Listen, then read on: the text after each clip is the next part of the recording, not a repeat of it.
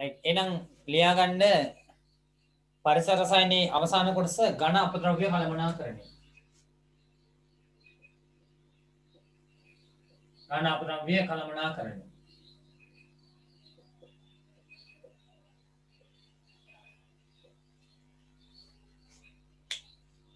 ඝන අපද්‍රව්‍ය කළමනාකරණය.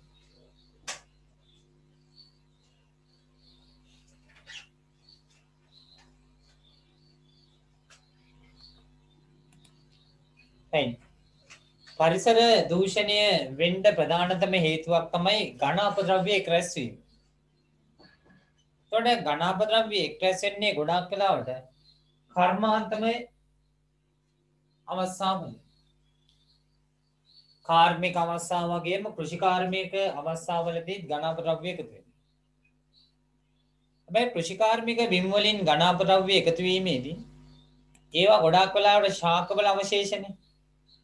ඒවා සුද්ධජීවීන්ට වියෝජනය කරන්න පුළුවන් හින්දා ලොකු ගැටලුවක් ඇති වෙන්නේ නැහැ. අඩුම කොම්පෝස්ට් හදන්න හරි ගන්න පුළුවන්. හැබැයි අපි ගත්තොත් එහෙම නාගරික පරිසර පද්ධතිවල එකතු වෙන ඝන අපද්‍රව්‍ය ඒවා නිසියරින් කළමනාකරණය කරලා බැහැර කරේ නැත්නම් අනිවාර්යයෙන්ම පරිසර දූෂණයක් ඇති වෙනවා. ඒ පරිසර දූෂණය තුළ අපද්‍රව්‍ය වලට යම්කිසි වටිනාකමක් හිමි වෙනවා නම් ඒ හිමිවීමක් නැති වෙලා යනවා. උදාහරණයක් විදිහට අපි හිතමුකෝ කාඩ්බෝඩ් කඩදාසි තියෙනවා. අපද්‍රව්‍ය විදිහට අහක් කරලා තියෙනවා. හැබැයි මොන හරි විෂ වර්ගයක් සහිත ලෝහයක් හරි මොන හරි රසායනික සංඝටකයක් ඒ අපද්‍රව්‍ය තුල තිබීම තුල අර කාඩ්බෝඩ් වලට ලැබෙන වටිනාකම නැති වෙලා යනවා. ඒ හින්දා අපද්‍රව්‍ය කළමනාකරණය කියන එක ඉතාමත්ම වැදගත් වෙනවා. රයිට්. එහෙනම් චුට්ටක් ලියමු මාතෘකාව ලියාගන්න. ගිය සතියේ නෝට් එක ඉවර වෙනවා දැන් මෙතනින්. ඝන අපද්‍රව්‍ය කළමනාකරණය. ඝන අපද්‍රව්‍ය කළමනාකරණය.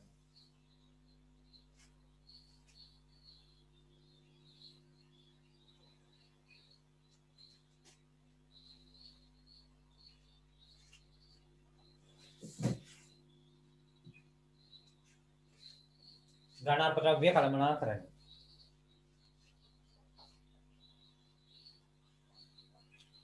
ලියමු.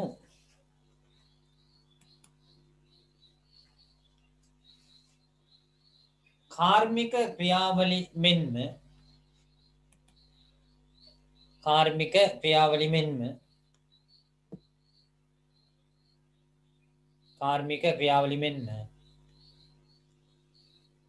අපගේ එදිනෙදා ක්‍රියාවලි මගින්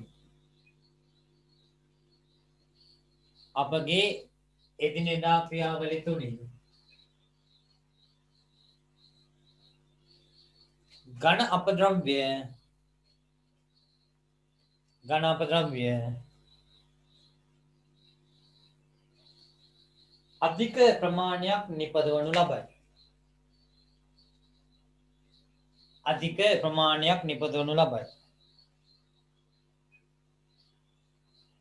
අධික ප්‍රමාණයක් නිපදවනු ලබයි.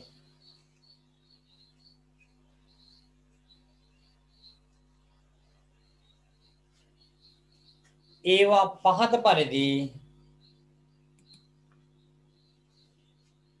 පහත පරිදි වර්ග කර දැක්විය හැකිය.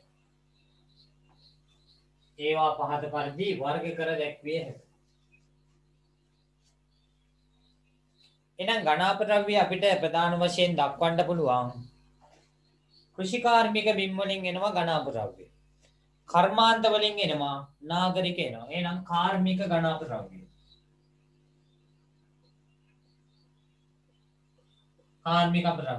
ඊගාවට කෘෂි කාර්මික අපද්‍රව්‍ය. ඊළඟට නාගරික අපද්‍රව්‍ය. කාර්මික අපද්‍රව්‍ය, කෘෂි කාර්මික අපද්‍රව්‍ය සමග නාගරික අපද්‍රව්‍ය. ලියාගන්න වර්ගීකරණය.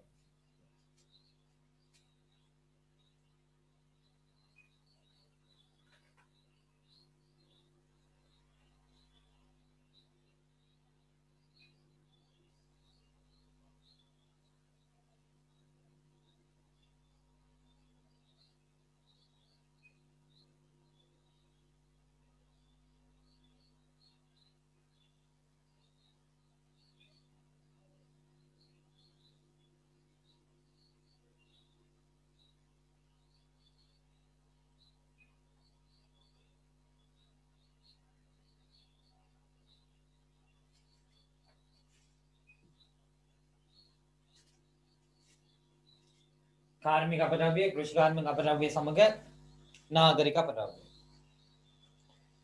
එතකොට මෙන්න මේ අපද්‍රව්‍ය කළමනාකරණය කිරීම සඳහා වගකීම් සහිත ආයතන විදියට තියෙන්නේ නගර සභාවක් නම් නගර සභාව.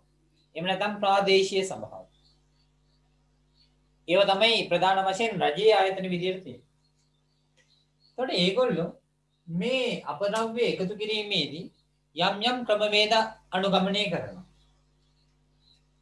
උදාහරණයක් විදියට කුණු එකතු කරන ට්‍රැක්ටරේ තියෙනවා රූම් 3ක්.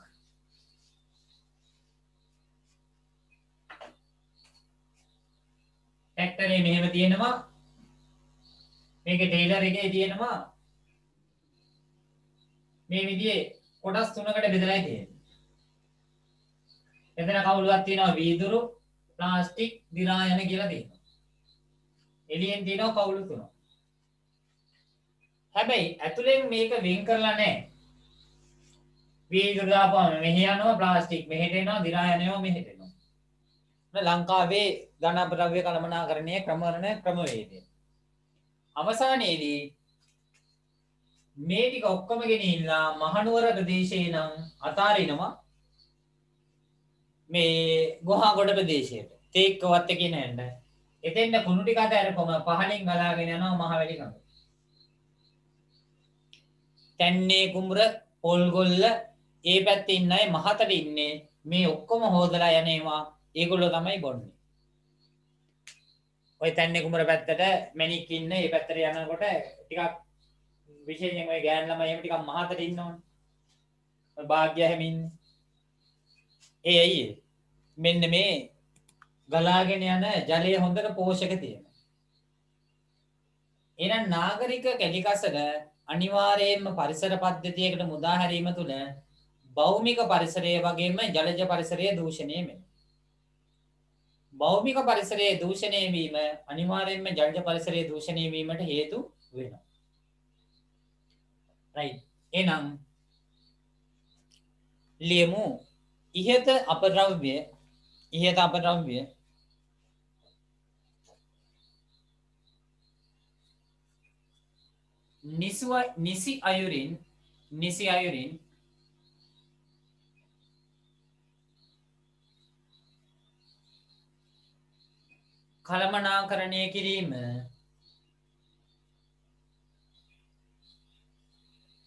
නිසි අයුරින් කළමනාකරණය කිරීම අත්‍යවශ්‍ය වේ.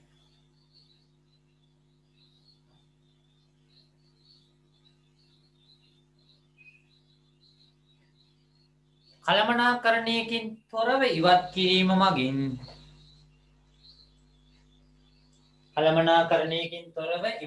මගින්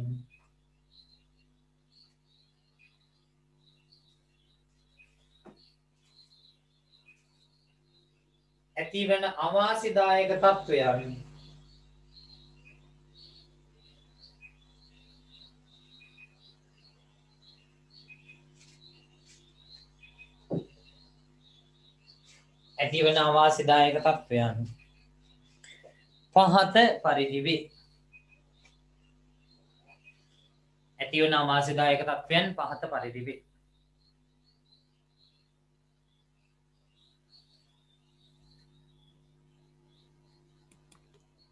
මොකද්ද පළවෙනි එක? උදේ පාන්දර ඉස්කෝලේ යන්න හරි පන්ති යන්න හරි එළියට වැස්සහම සාමාන්‍යයෙන් ලංකාවේ ප්‍රධාන පාර තියෙනවා අපි ගමේ ඉඳන් එන පාර තියෙනවා. උදේ පාන්දර මේ දෙපැත්තම මොකද කරන්නේ? කුණු ගොඩ ගහලා තියෙනවා. එක්ක මෙතන කුණු දාන බක්තිය තියෙනවා ඒක කැඩිලා ගිහිල්ලා. ඒක මදි වුණාම අනිත් පැත්තට ගෙනල්ලා දානවා. උදේට බල්ලෝ එමු ඒ ටික ඇදලා ඔක්කොම දාලා දෙනවා පාර පුරාම. එහෙනම් මොකද්ද වෙන්නේ? පළවෙනියටම පරිසරයේ අලංකාරය නැති වෙනවා. එහෙනම් ලියන්න අංක 1.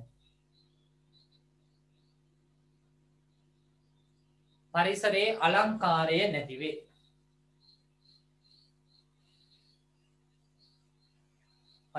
අලංකාරය නැති වේ.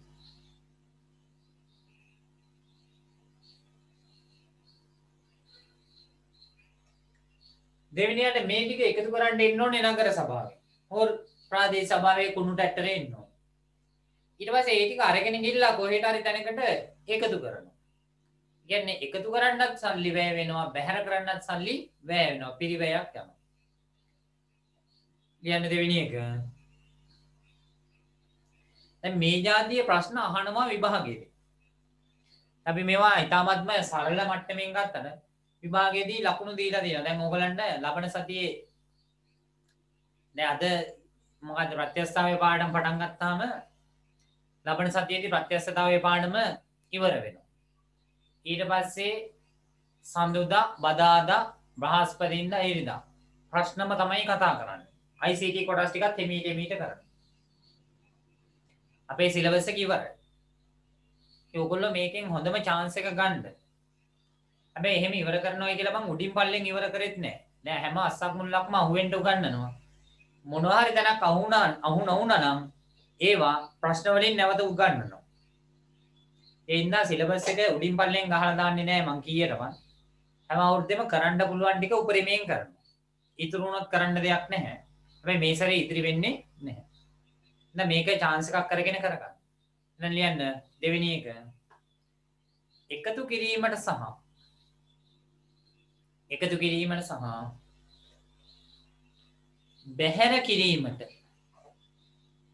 එකතු කිරීමට සහ බැහැර කිරීමට අධික පිරිවැයක්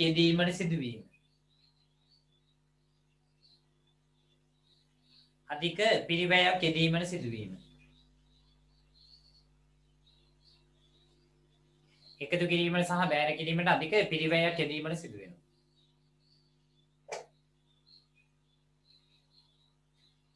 ඊළඟට හිතන්නකෝ විස සහිත අපද්‍රව්‍ය දිනනවා කියනවා. මොන හරි අපද්‍රව්‍ය කොටකට මොන හරි විසක් එකතු වෙනවා. එතකොට මේ අපද්‍රව්‍ය සම්පූර්ණයෙන්ම අපිට බැහැර කරන්න වෙනවා. හේතුව ඒවයේ තියෙන ප්‍රතිචක්‍රීකරණය කරන ද්‍රව්‍යයම ලබා ගැනීමට හැකියාව නැති වෙනවා.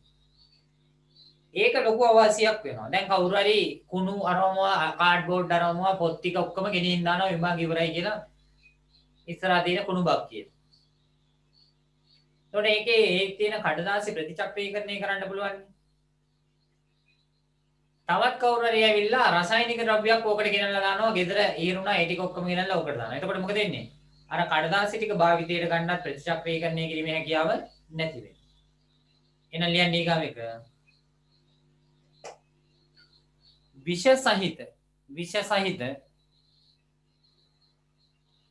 විෂ සහිත අපද්‍රව්‍ය කුඩා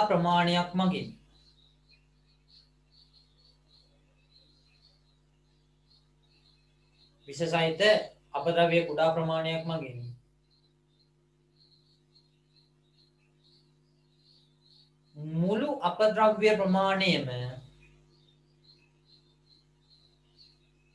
මුළු අපද්‍රව්‍ය ප්‍රමාණයම දූෂණයට ලක්වීම.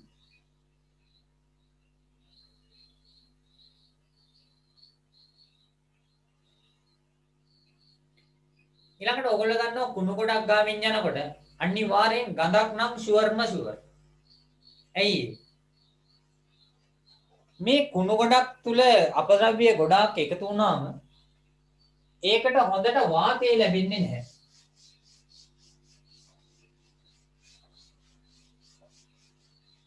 අපද්‍රව්‍ය එකතු වුණාම වාතය ලැබෙන්නේ නැහැ.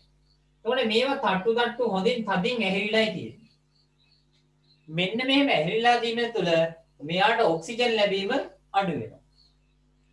ඔක්සිජන් නැති වුණාම ස්වායවික බැක්ටීරියාවල ක්‍රියාකාරීත්වය නෙමෙයි ඉස්මතු වෙන්නේ කාගේද? නිර්වායවික බැක්ටීරියාවල ක්‍රියාකාරීත්වය. මෙන්න මේ නිර්වායක බැක්ටීරියාවල ක්‍රියාකාරීත්වයෙන් අමෝනියා, හයිඩ්‍රජන් සල්ෆයිඩ් වගේ වායුන් නැතිනවා. මේවා හරියට නිකන් කුණු බිත්තර ගඳක් තමයි එන්නේ. හයිඩ්‍රජන් සල්ෆයිඩ් එම අධික කටුක ගන්ධයක් සහිත වායුන්. ඇමෝනියත් එන්නේ. එහෙනම් ලියාගන්න ඊගාම එක.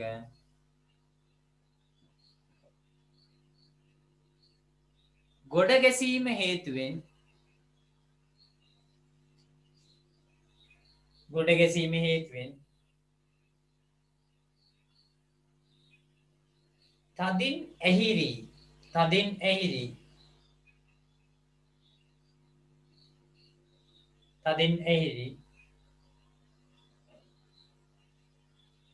ඔක්සිජන්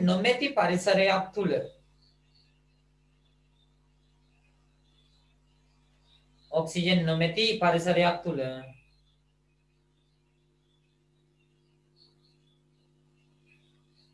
නිර්වායුක පැසීම ඇති වී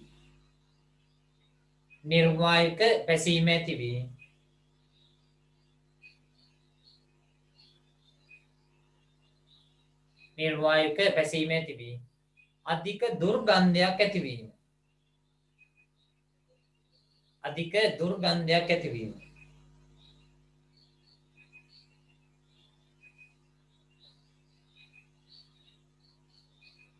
ඊළඟට මේ අපද්‍රව්‍ය සෝදාපාලුවට ලක් වෙලා එකතු වෙනවා ජල මූලාශ්‍ර වලට.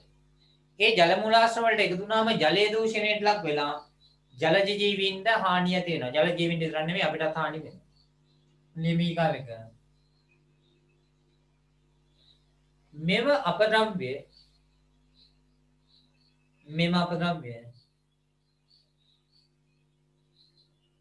වැසි ජලයේ සමග මිශ්‍ර වී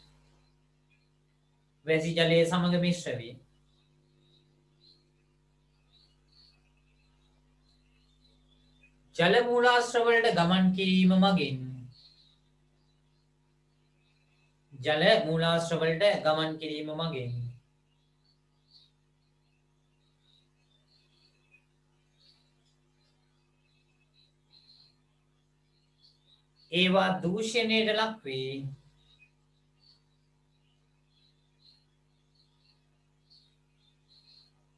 ඒවා දූෂණයට ලක් වේ. ජලජ ජීවීන්ගේ පැවැත්මට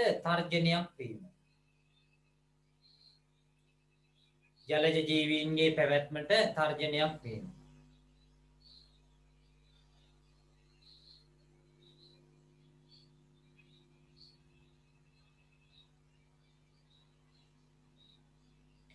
ඊළඟට ගොඩාක් කුණු ගොඩක් එහෙම ගහපුවාම ලේසියෙන් පුච්චලා ඉවර කරන්න බෑ.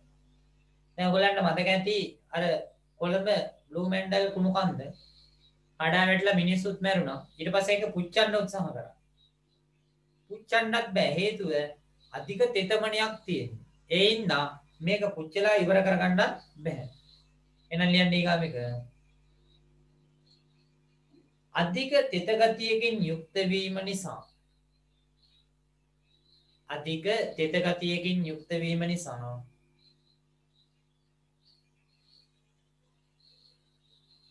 දහනය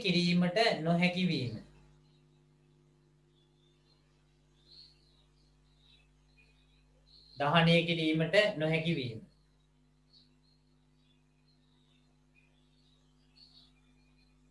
ඒ වගේම මේවා යම් කිසි තැනකට බැහැර කරන්න කියපුවම අදාළ ප්‍රදේශයේ ජනතාව මොකද කරන්නේ? අනිවාර්යෙන් විරුද්ධ වෙනවා. දැන් මතක ඇතිනේ ඊයේ සැරේ ඔය කරදියනාරු වලට කුණු ගෙනියන්න ගිහිල්ලා මිනිස්සු පාරේ නිදාගත්තා. මේ ගෙන්න එපා කොළඹ කුණු කියලා. එන අවසාන එක බැහැර කෙරෙන ප්‍රදේශවල ජනයා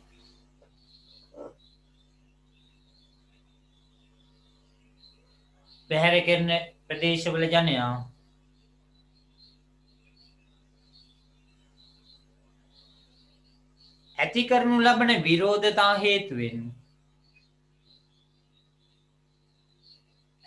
ලබන විරෝධතා හේතුවෙන්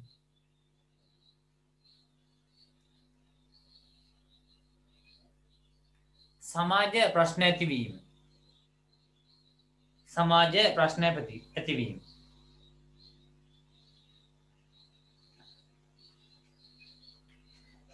එහෙමනම් මෙන්න මේ කියන ඝන අපද්‍රව්‍ය කළමනාකරණය කිරීමේදී වැදගත් තැනක් ගන්නවා අපද්‍රව්‍ය එකතු කරනවයි කියන එක. ඒතර අපද්‍රව්‍ය එකතු කරන්නේ අර නගර සභාවේ මං කිව්වට බොරුවට බලන්න නිකමට කුණු රැට්ටේ පොඩ්ඩක් ඔල්ලුව දාලා ඔල්ලුව දාන්න පුළුවන් නම් ගඳ ඔල්ල නාය වාගෙන අනිවාර්යෙන් ඕක තමයි තත්ත්වය. පිළිසරු ව්‍යාපෘති අර ව්‍යාපෘති මේ ව්‍යාපෘති කියලා යනවා. කෙරෙන්නේ තනිකර බොරුව. හේතුව ලංකාව වගේ රටක කුණු සම්බන්ධයෙන් ක්‍රියාත්මක වෙන්නේ ඔක්කොම නූගත් මිනිස්සු. මගේ යාළුවෙක් ඉන්නවා මගෙත් එක්කම කැම්පස් එකේ ඉඳලා ජර්මන් ගියපු. ඔය ගිය අවුරුද්දේ රිවිෂන් එකේ හිටපු ළමයි එහෙම දන්නවා ඇති. එක දවසක් ආවා එයා. ගිය අවුරුද්දේ හිටපු අය දන්නෙත් නැහැ. ඊට ඉස්සෙල්ලා අවුරුද්ද තමයි ආවේ. ඒකේ ජර්මන් ඉන්නේ ජර්මනියේ කුණු එකතු කරන්න එන මිනිස්සයාට උපාධියක් තියනවලු solid waste management සම්බන්ධයෙන්. ඝන අපද්‍රව්‍ය කළමනාකරණය පිළිබඳ උපාධියක් තියෙනවා. අපේ කුණු එකතු කරන්න එනව උදේටයි දවල්ටයි රැටයි හැමතිස්සෙම කසිප්පු අඩියක් ගහපු උන් තමයි ඉන්නේ කුණු එකතු කරන්නේ. අන්න අපේ රටවල. දැන් ඒ රටවල වල කුණු එකතු කරන මිනිස්සයා full clean suit ගහන බෙන්ස් එකකින් තමයි වෙන්නේ. මොකද ජර්මනියේ බෙන්ස් තමයි වැඩි ප්‍රභාවිච්චි කරන්නේ. ඒ බෙන්ස් වාහනයකින් ඇවිල්ලා එයාගේ වාහනේ නවත්තලා අදාළ ට්‍රක් එක අරගෙන යනවා. දැන් මෙහෙ වගේ මේ කුණු බාල්දි උස්සගෙන ගිහලා දන්නේ නැහැ. තනිකර ඒවා මැෂින් වලින් තමයි ඔපරේට් වෙන්නේ. ඒකෙදි කුණු බැහැර කරන්න තියලා තියෙනවා විශේෂ ස්ථාන. උපකරණ තියලා තියෙනවා. ඒකේ ප්ලාස්ටික්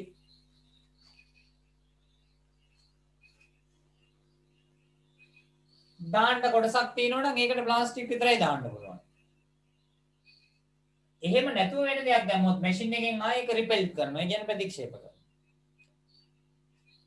ඒ කියන්නේ ඒ જાතියට ඒවයි තාක්ෂණය හදලායි තියෙන්නේ. අපි මොකද කරන්නේ? අපේ ලංකාවේ අනවශ්‍ය විදියට තමයි පැකින් මැටීරියල්ස් පාවිච්චි කරන්නේ. TP ටිප් පැකට් එකක් ගන්නකො මෙන්න මෙච්චරක් විතර ඇති TP ටිප් පැකට් එක. TP ටිප් මෙන්න මෙච්චරයි තියෙන්නේ. ඉතින් ටික ඔක්කොම මොනවද තියෙන්නේ? හුලම් පුරවලා තියෙන්නේ. TP ටිප් පැකට් එක රුපියල් 50යි. TP ටිප් තියෙනවා රුපියල් 5ක විතර. පැකට් එක ඩිස්පෝස් කරන්න රුපියල් 60ක් 70ක් වේදම් කරන්න ඕන. ඔන්න ඒව තමයි සංවර්ධනයේ වෙමින් පවතින වල රටවල තියෙන ලක්ෂණ. ඔන්න මේකේ ඇත්තටම මේ හුලම් පුරවල පැකට් එකක් තියෙනවා. අවසානයේදී පොලිතින් ගොඩක් පරිසරයට එකතු වෙනවා. එතකොට මේවා කළමනාකරණය කරන්න මේ TP ටිප් පැකට් එකෙන් රජයට ලැබෙන බදු ආදායමට වඩා වැඩි මුදලක් වැය වෙනවා. අපි බලන් ඉන්නේ IT පර්සන් කෙනෙක් නේ රට පාලනය කරන්න එයාටවත් ඌව තේරෙයිද කියලා. මොකද IT වල සෑහෙන දේවල් කතා කරනවා. එක පියවරක් විදිහට අර ශෂේ පැකට් නම් තහනම් කරා. හැබැයි තහනම් කරාට වෙළඳ පොලේ තියෙන උදාහරණයක් විදිහට ෂැම්පෝ පැකට්. මිනිස්සු ගඟේ නාන්න ගිහපුවාම ෂැම්පෝ පැකට් එකේ ෂැම්පෝ ටික ඔලුවට දාගෙන පැකට් එක ගඟටයි දාන්නේ. ඒ වගේ ඉල්ල එකතු වුණාම මේ දවස්වල පොල්ගොල්ලේ වේලට ගියා නම් ඔය මැණික් ඉන්න පැත්තේ ඉන්න අය එම දකින්නවා. පොල්ගොල්ලේ වේල්ල ගාව තියෙනවා හෙන කුණු තට්ටුවක් දිගටම කිලෝමීටර එකමාරක් විතර. ඇයි මේ එකතු වෙච්ච ඝන අපද්‍රව්‍ය. ඇයි ඔන්න ඕක තමයි සාමාන්‍යයෙන් වෙන්නේ. එතකොට මේ අපද්‍රව්‍ය එකතු කිරීම ඉතාමත්ම වැදගත් වෙනවා. එතෙන්දී අපද්‍රව්‍ය එකතු කරන්න වෙන්නේ වෙන වශයෙන් එකතු කරන්න ඕනේ. මෙන්න මේක තමයි සංකල්පය වෙන්නේ. අපද්‍රව්‍ය බැහැර කරනු ලබන අපද්‍රව්‍ය වෙන වශයෙන් අදාළ ආයතන එකතු කර ගන්නවා. දැන් කියන්න බලන්න ලංකාවේ කොයි ප්‍රාදේශීය සභාවේද සභාපති ඉන්නේ සයන්ස් කළා ග්‍රැජුවේට් කෙනෙක් ඉන්නේ. කොහෙවත් නැහැ.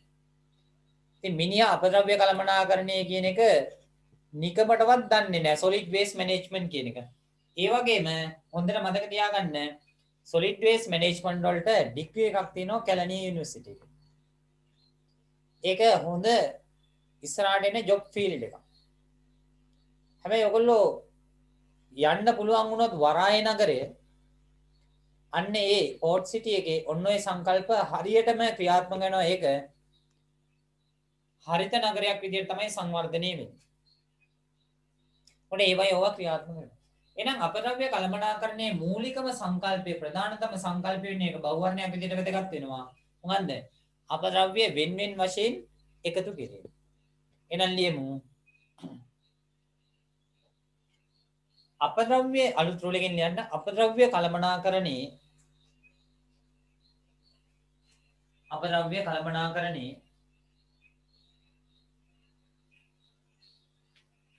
ප්‍රධානතම අංගය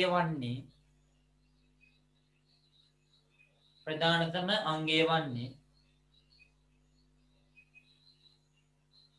ඒවා වෙන්කර බැහැර කිරීමත්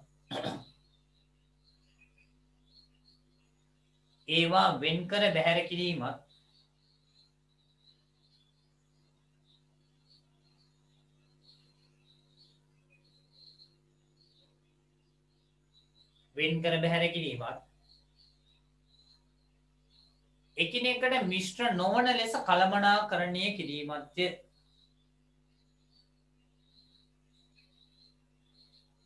එකිනෙකට මිශ්‍ර නොවන ලෙස කළමනාකරණය කිරීමත්ය.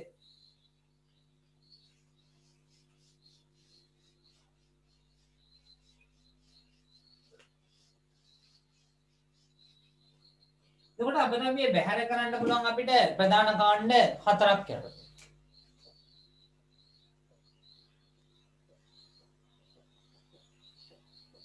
කියන්නේ අපද්‍රව්‍ය වර්ග කරලා බැහැර කරන්න පුළුවන්. ගොඩාක් වෙලාවට මේවා තමයි නිර්දේශ කරලා තින්නේ. මේක හරියටම ක්‍රියාත්මක වුණා. අපි දේශපාලනික වශයෙන් කැමති වුණත් අකමැති වුණත් චම්පික රණවක කියන පුද්ගලයා. එයා ඇවිල්ලා ඉලෙක්ට්‍රොනික ඉංජිනේර කෙනෙක්. එතකොට එයා ඉංජිනේර කෙනෙක්නේ. එතකොට එයා ඒක කළමනාකරණය කිරීම සඳහා හොඳ ක්‍රමවේදයක් ඉදිරිපත් කරනවා. නමුත් ලංකාවේ අදාළ ප්‍රාදේශීය සභාවන් වල කවුද දන්නේ මේකට ඉන්නේ ඇමති පරිසර ඇමති ඉන්නේ මං හිතන්නේ මහින්ද අමරවීර. ඒ මිනිහා ඉගෙනගෙන තියෙනවද නැද්ද කැම්පස් ගිහිල්ලා තියෙනවද වැස්සටවත් ගිහිල්ලා තියෙනවද කියලා එහෙම දන්නෙත් නෑ අපි. නමුත් මෙතෙන්දී කවුරු හරි හොඳ සයන්ටිෆික් බෑග්ග්‍රවුන්ඩ් එකක් තියෙන විද්‍යාත්මක දැනුමක් තියෙන කෙනෙකුට මේක දුන්නොත් ඒ අය ඒක කළමනාකරණය කරන්න හොඳ උත්සාහයක් ගන්න. එහෙනම් මෙතෙන්දී අපද්‍රව්‍ය කළමනාකරණය කරන්න පුළුවන් අපිට දි รา යන අපද්‍රව්‍ය විදියට. දි รา යන අපද්‍රව්‍ය. ඊගාවට දි รา නොයන ඒවා කියලා අනිත් කොට ඔක්කොම එකට දාන්නේ නැහැ. ඊළඟට දානවා ලෝහමය අපද්‍රව්‍ය. ලෝහමය අපද්‍රව්‍ය. කියන්නේ මේවා කොම්පෝස්ට් හදන්න ගන්න පුළුවන්. මේවා ප්‍රතිචක්‍රීකරණය සඳහා ගන්න පුළුවන් ලෝහමය අපද්‍රව්‍ය. ඊළඟට ප්ලාස්ටික් අපද්‍රව්‍ය. මේවත් රීසයිකල් ප්‍රතිචක්‍රීකරණය කරන්න පුළුවන්. ඊගාවට විෂ අපද්‍රව්‍ය. මේව නම් ගොඩාක් වෙලාවට ප්‍රතිචක්‍රීකරණය කරන්න බෑ. එතකොට ඒවයේ විෂ හරණ ක්‍රියාවලීන් වලට යන්න ඕන. මොකද නැත්තම් පරිසරයට දාපුවම අනෙකුත් අපද්‍රව්‍යත් මොකද වෙන්නේ? තවදුරටත් දූෂණයට ලක් වෙනවා. එහෙනම් අපද්‍රව්‍ය එකතු කිරීමේදී මෙන්න මේ වර්ගීකරණය යොදා ගන්න පුළුවන්. එහෙනම් ලියන්න. අපද්‍රව්‍ය එකතු කිරීමේදී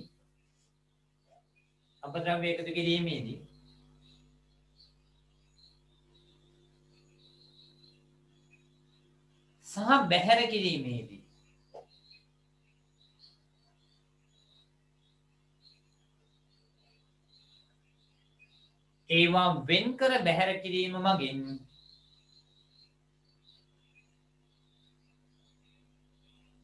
ඒවා වෙන්කර බැහැර කිරීම මගින් කළමනාකරණය වඩාත් පහසු වේ.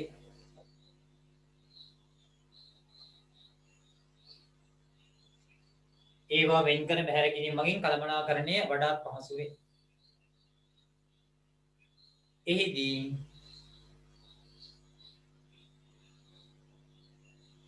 පහත වර්ගීකරණය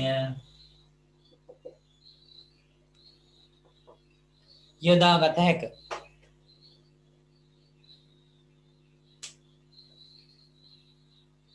එහිදී පහත වර්ගීකරණය යොදාගත හැක.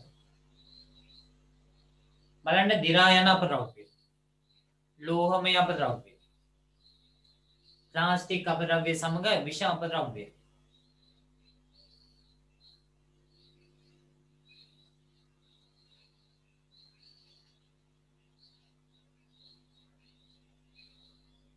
right. එහෙනම් දි รา යන අපද්‍රව්‍ය ලියා ගන්න උදාහරණ මේ chart එකයි අපි මේ ලියන්නේ. අපද්‍රව්‍ය වර්ගීකරනවා දි รา යන අපද්‍රව්‍ය ලියන්න උදාහරණ. ශාක හා සත්ව කොටස්. ශාක හා සත්ව කොටස්.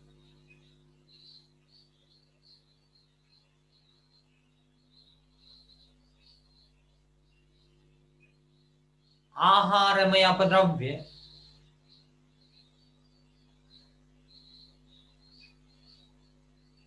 කඩදාසි කාඩ්බෝඩ්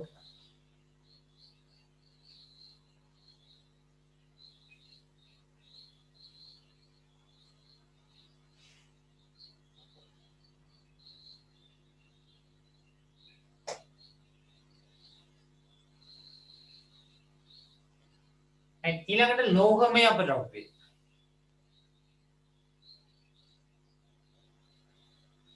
ලෝහමය අපද්‍රව්‍ය කියන උදාහරණ යකඩ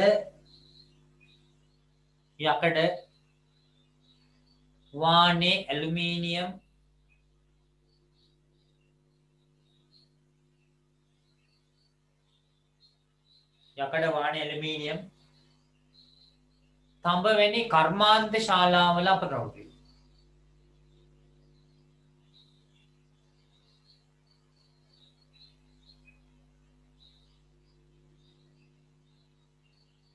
යකඩ වානේ ඇලුමිනියම් තඹ වැනි කර්මාන්ත ශාලාවල අපද්‍රව්‍ය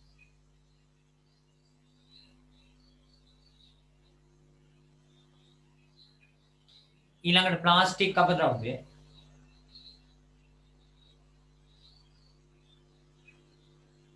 ඔය තමයි හෙනියක් වෙලා තියෙන්නේ පොලිතීන්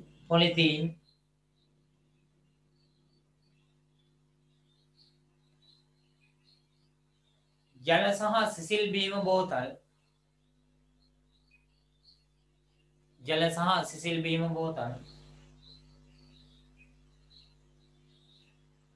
ප්ලාස්ටික් බඳුන්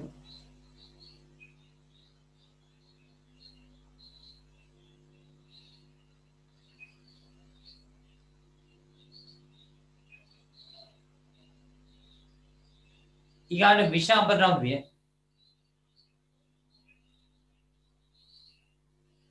CFL bulb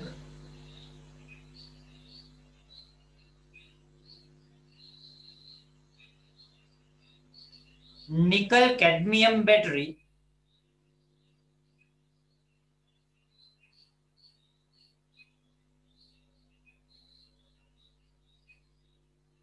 ඊගාට ඊයම් ලෝහ බැටරි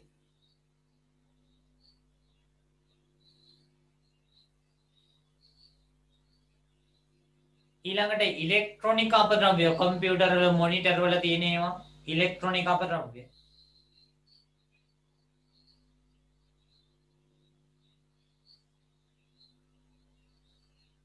ඊගාට රසදී අඩංගු විද්‍යාත්මක උපකරණ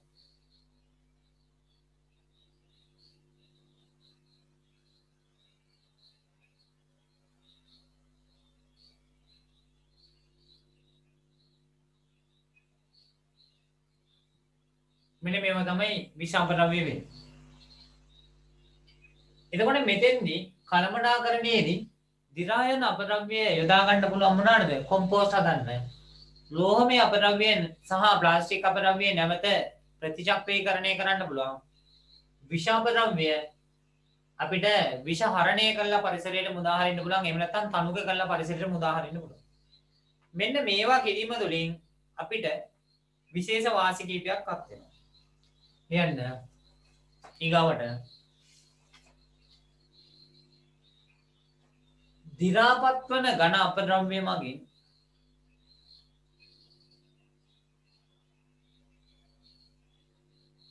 දි รา පත් වන ඝන අපද්‍රව්‍ය මගින්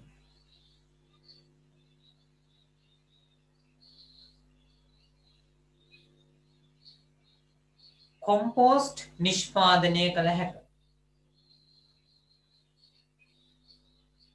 දි รา පත් වන ඝන අපද්‍රව්‍ය වලින් කොම්පෝස්ට් නිෂ්පාදනය කළ හැක.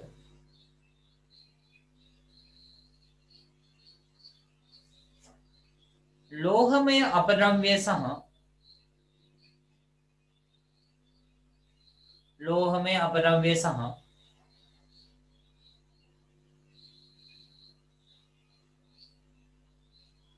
ප්ලාස්ටික් අපද්‍රව්‍ය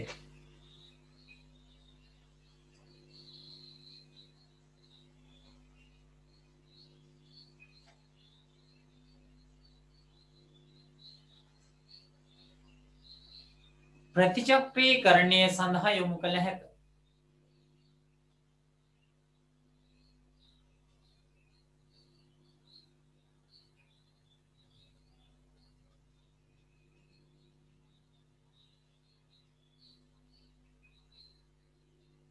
ඊගායක විෂ අපද්‍රව්‍ය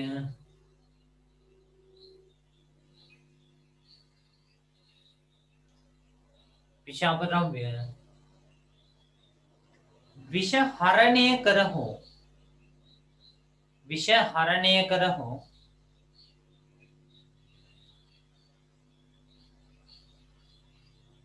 අන්තරායකාරී බව අඩුවන මට්ටමකට තනුක කර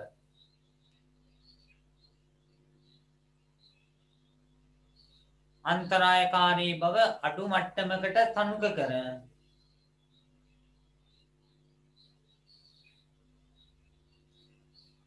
බැහැර කිරීම සිදු කළ හැක.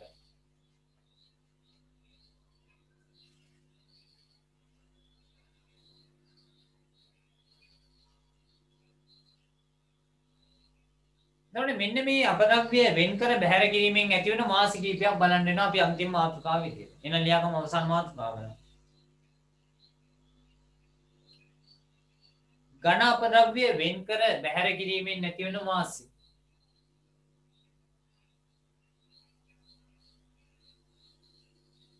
ඝන අපද්‍රව්‍ය වෙන් කර බැහැර කිරීමෙන් නැති වෙන මාසි.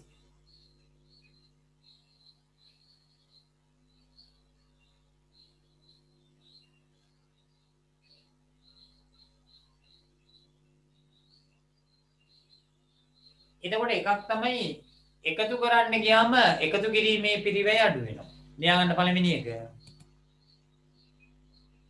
එකතු කිරීමේ පිරිවැය අඩු වීම.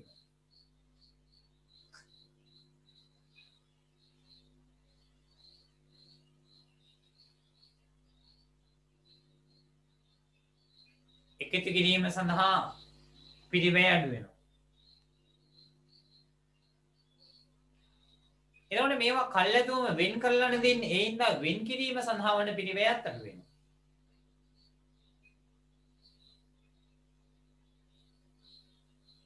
දෙවෙනි එක අපද්‍රව්‍ය වෙන් කර ඇති නිසා අපද්‍රව්‍ය වෙන් කර ඇති නිසා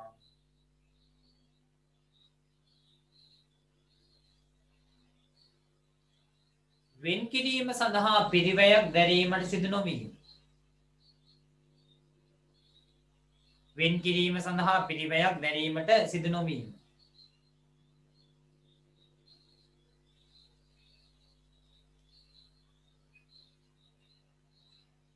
ඊළඟට ජල මූලාශ්‍ර දූෂණය වීමකට ලක් නොවීම.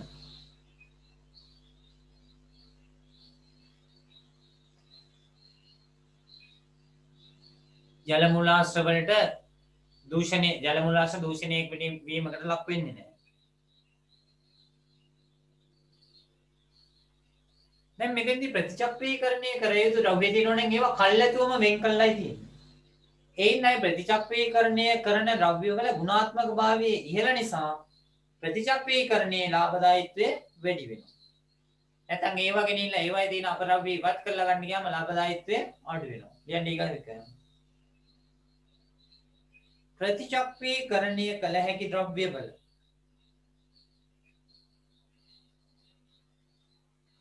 ප්‍රතිචක්‍රීකරණය කළ හැකි ද්‍රව්‍යවල ප්‍රතිචක්‍රීකරණය කළ හැකි ද්‍රව්‍යවල තත්වය උසස් බැවින් ප්‍රතිචක්‍රීකරණය කළ හැකි ද්‍රව්‍යවල තත්වය උසස් බැවින් ප්‍රතිචක්‍රීකරණයේ ලාභදායීත්වය වැඩි වීම. ප්‍රතිචක්‍රීකරණයේ ලාභදායීත්වය වැඩි වීම.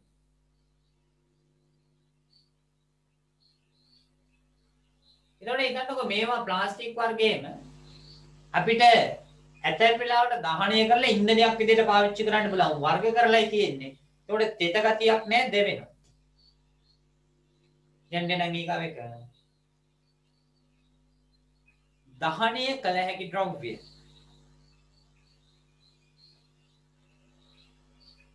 දහණය කළ හැකි ද්‍රව්‍ය. වෙන් කර ඉවත් කරන බැවින් වෙන් කර ඉවත් කරන බැවින්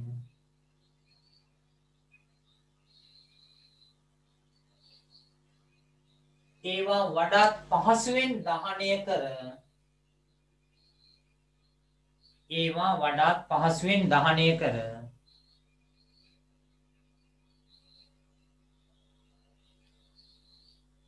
බල ශක්තිය ජනනය කළ හැකි වීම.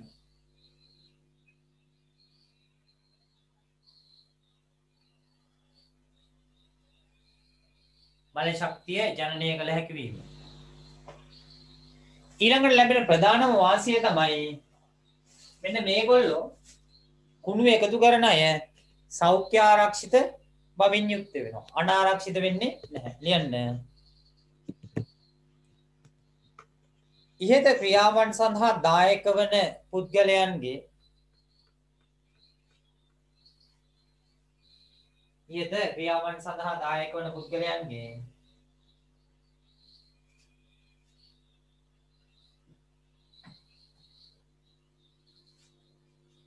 සෞඛ්‍යමය තත්වයට යහපතක් සිදුවීම. සෞඛ්‍යමය තත්වයට යහපතක් සිදුවීම.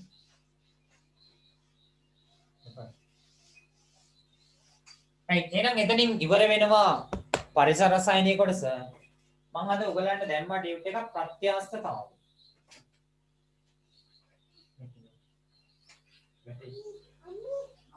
ප්‍රත්‍යස්තතාව.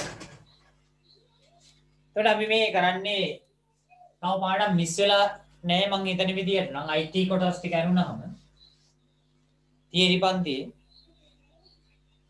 මට අමතක වෙච්ච පාඩමක් තියෙනවා නම් පොඩක් බලලා දාන්න මෙසේජ් එකක්. එමුණොත් ඒක කරන්න. අපි එන්නේ ප්‍රත්‍යස්තතාවයේ පාඩමට. දැන් මොකක් හරි වස්තුවක් ගත්තහම දැන් උදාහරණයක් විදිහට හිතන්නකෝ මෙන්න මේ හෙඩ්සෙට් එක කියන්නේ. ඔන්න මේක දැන් ඔළුවට දානකොට අපි මේම දිගාරින්න එපා. දැන් අලි ඔළුවක් තිබ්බොත් එimhe ගොඩක් දිගාරින්න ඕන. එතකොට මෙන්න මේ වස්තුව මොකද වෙන්නේ? මම බාහිර බලයක් වදලා මේ අදිනවා. ඇදලා අතාරිනවා. තිබ්බ ගන්න ආයෙ. ඒ වගේ මේ වයර් එක මෙහෙම නමනවා. අතහැරපුවම තිබ්බ ගන්න යනවා. එහෙනම් මෙවැනි ද්‍රව්‍යයන් වලට අපි කියනවා මොනවා කියලාද? ප්‍රත්‍යස්ත ද්‍රව්‍යයන් කියලා කියනවා. එවැනි ද්‍රව්‍යයන් වලට අපි කියනවා ප්‍රත්‍යස්ත ද්‍රව්‍යයන් කියලා. හැබැයි අපි ගත්තොත් එහෙම රටහුණු කෑල්ල. අරගෙන දෙකට නමනවා. ඒ දෙකට නමද්දී යා මොකද වෙන්නේ? කැඩෙනවා. එතකොට එවැනි ද්‍රව්‍යයන් වලට කියනවා අපි භංගුර ද්‍රව්‍යයන් කියලා. භංගුර ද්‍රව්‍ය. එහෙනම් පදාර්ථය ඒගොල්ලන්ගේ ප්‍රත්‍යාස ගුණාණුව, ඒ කියන්නේ නැවීමට දිගහැරීමට පුළුවන් ක්‍රමවේද අනුව ප්‍රධාන ආකාර දෙකකට බෙදෙනවා. ප්‍රත්‍යාස ද්‍රව්‍ය සහ අප්‍රත්‍යාස ද්‍රව්‍ය කියන. ප්‍රත්‍යාස අප්‍රත්‍යාස.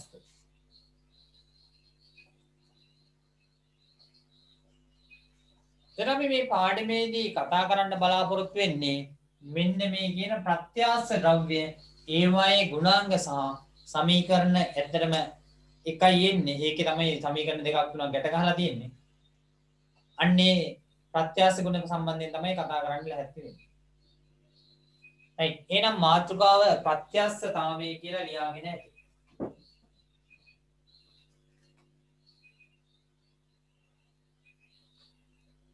මේ පාඩම විභාගයේදී දෙපාරක්ම ඇහුවා A level වල. අපේ විභාගයේදී දෙපාරක්ම ඇහුවා මේක ප්‍රත්‍යස්තතාවය. හැබැයි ඉතින් අහන්න ඊට වඩා දේවල් ගොඩක් තිබුණා.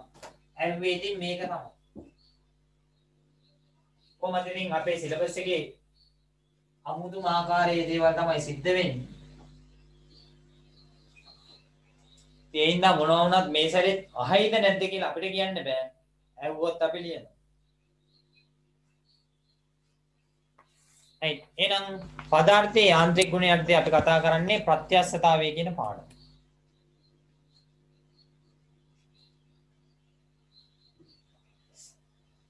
එහෙනම් යම්කිසි වස්තුවක බාහිර බලයක් යොදනවා.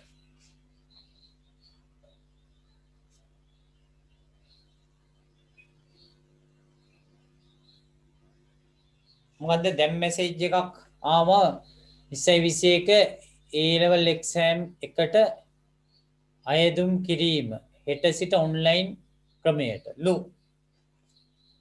දැන් මේ මම ප්‍රවෘත්ති බැලුවේ නෑ දැන් අද දවසේම පන්ති උදේ ඉඳලා. ඒ වගේම ඔය දෙවෙනි සැරේ විභාග කරන අය පළවෙනි සැරේ රීකරෙක්ෂන් දාන්න පුළුවන් 7 වෙනිදා වෙනකල්ද කොහෙද? අද කී වෙනිදාද? අද 6ද? අනේ මන් දන්නේ අද කීයද කියලා. අද 7 නේ. 7ද මන් දන්නේ. 7ද 4ද? දිසියක් දන්නෙත් නැහැ. එතකොට රීකරෙක්ෂන් දාන අයටත් දාන්න පුළුවන්. මොන නමුත් ඔක්කොම ඔන්ලයින්ම වෙයි වගේ දැන් ඉස්සරහට.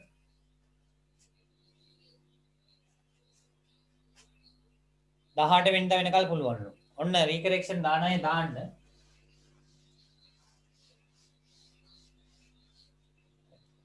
එහෙනම් යම්කිසි වස්තුවකට බාහිර බලයක් යොදනවා. හිතන්නකො රබර් පටියක් තියෙනවා කියලා. මේ තියෙන රබර් පටිය. මෙයා මත බාහිරින් බලයක් යොදන F කියලා. ඒ කියන්නේ අදිනවා පාලට F කියලා බලයක් දානවා. එතකොට මෙන්න මේ රබර් පටියේ දිග වැඩි වෙනවා.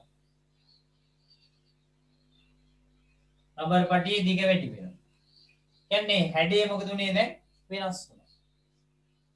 හැඩය වෙනස් වුණා. මේ බාහිර බලය අතෑරපු ගමන් මොකද වෙන්නේ? මේ ආයෙ තිබ්බ මට්ටමටම යනවා. එහෙනම් මෙන්න මේ ද්‍රව්‍යයේ ඒ පවතින ගුණයට අපි කියනවා ඉලාස්ටිසිටි එහෙම නැත්නම් ප්‍රත්‍යාසතා ගුණය කියලා. ප්‍රත්‍යක්ෂා ගුණය කියලා කියනවා. right එහෙනම් ලියමු. බාහිර බලයක් යටතේ බාහිර බලයක් යටතේ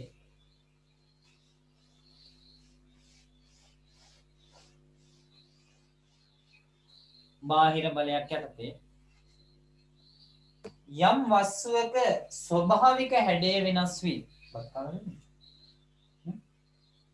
යම් වස්තුවක ස්වභාවික හැඩය වෙනස් වී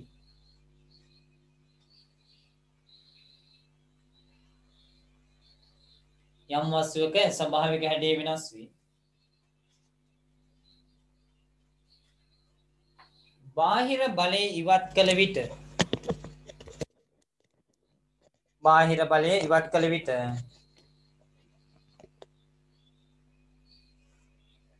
බාහිර බලය ඉවත් කළ විට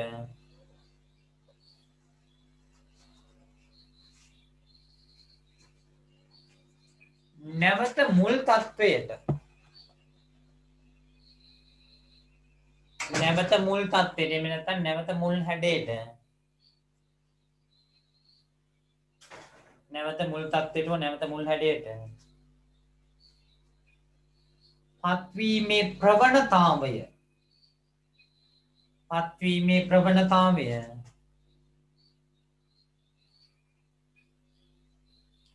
පත්වීමේ ප්‍රවණතාවය ප්‍රත්‍යස්ථතාවය ලෙස හැඳින්වේ. ප්‍රත්‍යස්ථතාවය ලෙස හැඳින්වේ.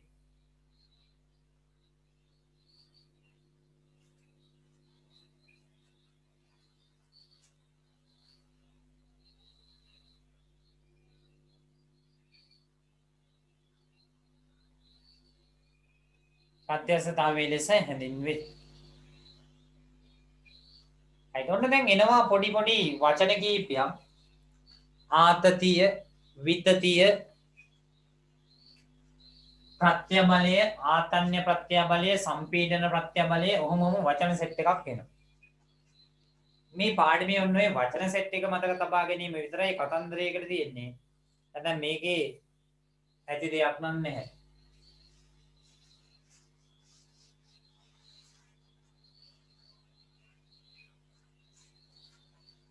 right. හිතන්නකො මෙහෙම මොකක් හරි යකඩ කම්බියක් හරි යකඩ පටියක් හරි තියෙනවා. රබර් පටියක් හරි කමන්නේ. මේකට බාහිරින් බලයක් යොදනවා.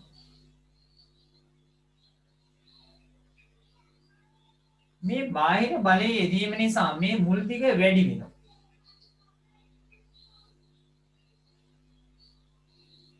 එහෙනම් මේ වැඩි වෙච්ච දිග තමයි මම මේ පාඩ කරලා තියෙන්නේ.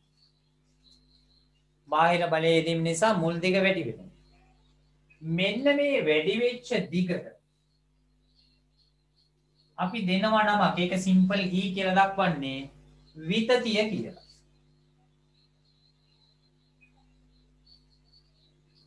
මෙන්න මේ වැඩි වෙච්ච දිගට කියනවා නමක් මොකක් කියලාද? විතතිය කියලා. එහෙමනම් යම්කිසි වස්තුවකට බාහිර බලයක් ලබා දුන්නාම ඒ වස්තුවේ දිග වැඩිවීම අපි දක්වනවා විතතිය කියලා. එහෙම විතතියකට ලක් වෙන්නේ කම්බිය ඇදෙන හින්දා. අන්නේ ඇදීමට අපි කියනවා ආතතිය කියලා. ඒ ඇදීමට කියනවා ආතතිය කියලා. දැන් මොහොතකට කලින් ඕගොල්ලොත් ඔය කියන ආතතියට ලක් වුණා. ඇයි ඒ?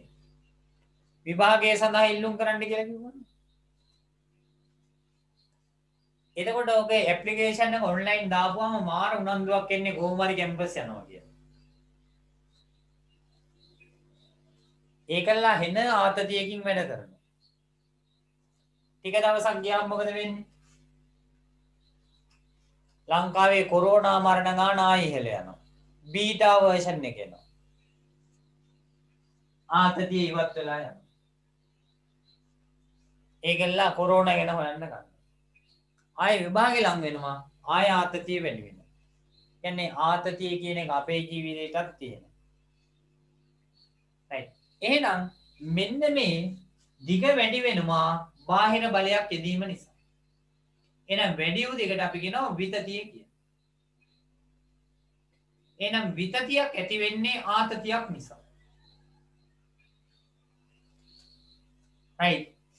ලියාගමු මාතෘකාව ආතතිය සහ විතතිය කියලා.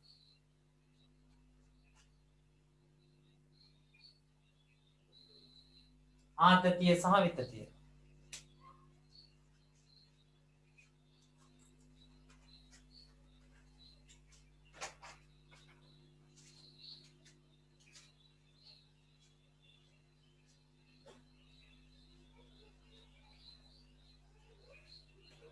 ආතතිය සහ විතතිය.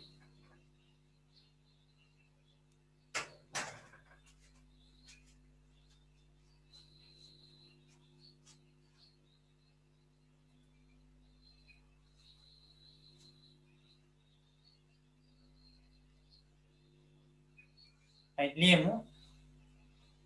අරූප සරණත් පොඩ්ඩක් ඇඳගන්නකො.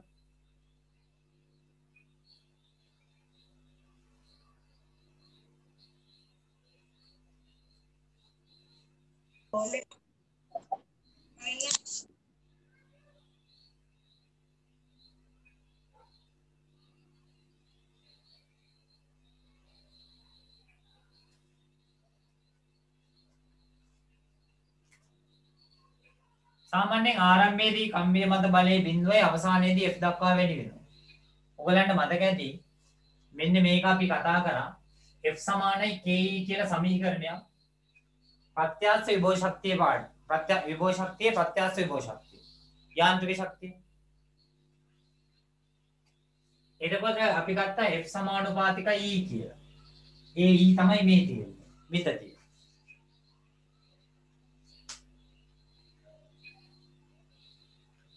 ලියමු. කම්බියක් රූපයේ පරිදි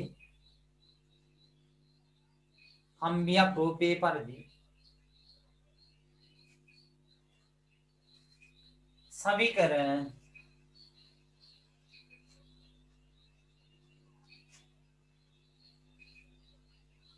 බාහිර බලයක් යෙදූ විට බාහිර බලයක් යෙදූ විට බාහිර බලයක් යෙදූ විට එහි දිග වැඩි වේ. එහි දිග වැඩි වේ. බාහිර බලයක් යෙදූ විට එහි දිග වැඩි වේ.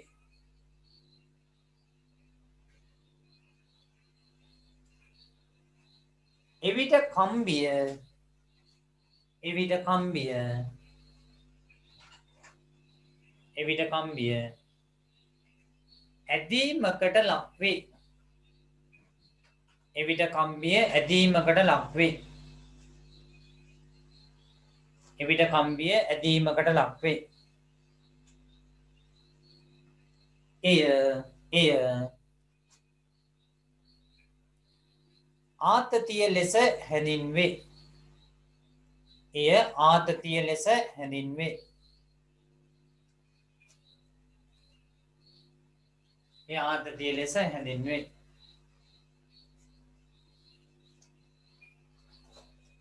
එහිදී වැඩි වූ දිග ප්‍රමාණය එහිදී වැඩි වූ දිග ප්‍රමාණය විතතිය ලෙස හැඳින්වේ. එහිදී වැඩි වූ දිග ප්‍රමාණය විතතිය ලෙස හැඳින්වේ.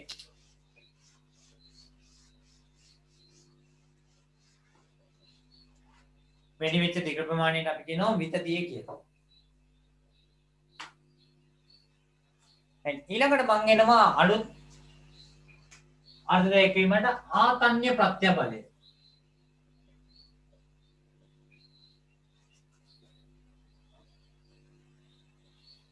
ආතන්‍ය ප්‍රත්‍ය බලය.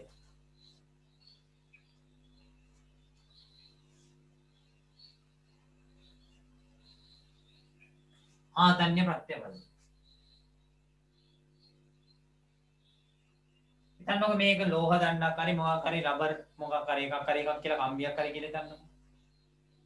මෙයාගේ හරස්කඩ වර්ගඵලයේ මෙයාමත් අපි F කියලා බලයක් බාහිරව යෙදුවොත් මේකේ තියෙන අංශු මේ ඇදීමට ප්‍රතිවිරුද්ධව ක්‍රියාත්මක වෙනවා. මේකේ තියෙන මේ බාහිර බලයෙන් මේ අංශු මේ ප්‍රතිවිරුද්ධව ක්‍රියාත්මක වෙනවා. ඒ ඔක්කොගේම සම්ප්‍රයුක්තය ගන්නවා මේ විදියට. එහෙමනම් මේක සමතුලිත අවස්ථාවේදී මෙතෙන්දි බලය F නම් මෙයා සමතුලිත වෙනකොට මේ බලයත් F වෙනවා. මේ මම නිව්ටන් 10ක් ඇතුළේ සමතුලිත කරද්දී මෙයාම උඩ නේදනවා නිව්ටන් කීයක්ද 10ක්. එතකොට මෙන්න මේ F කියන මම යොදපු බලය තමයි බාහිර බලය. මේක තමයි බාහිර බලය. එතකොට මේ බාහිර බලයට එරෙහිව තන්තුව තුල ගොඩ නැගෙන බලයට මම කියනවා ප්‍රත්‍යස්ස බලය කියලා. මේකට කියනවා ප්‍රත්‍යස්ස බලය කියලා. එතකොට යම් කිසි අවස්ථාවකදී මේ ප්‍රත්‍යස්ස බලය අපි බෙදුවොත් වර්ගඵලය. ප්‍රත්‍යස්ස බලය බෙදනවා වර්ගඵලය. ප්‍රත්‍යස්ස බලය බෙදනවා වර්ගඵලය. ඒකට නමක් දෙනවා ප්‍රත්‍ය බලය කියලා. මේකට නමක් දෙනවා මොකද්ද? ප්‍රත්‍ය බලය. ඔන්න වරද්ද ගන්න එපා.